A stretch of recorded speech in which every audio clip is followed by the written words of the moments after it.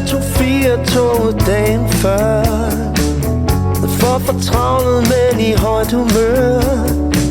Jeg skulle have troet, fanden var efter mig, og måske var han, det skulle vise sig.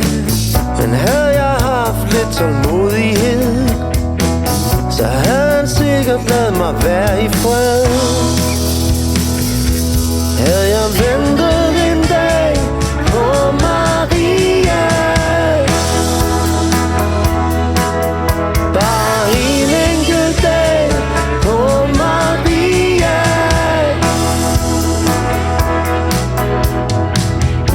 Ude på natten var der stjerneklar, solsylfider klædt i klapperatstart, og jeg kunne mærke rosens vingesus, og var måske lidt Jens Pamphilius.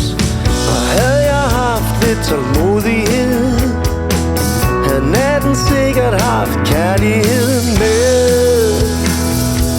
Havde jeg ventet en dag på Maria, bare en enkelt dag på Maria.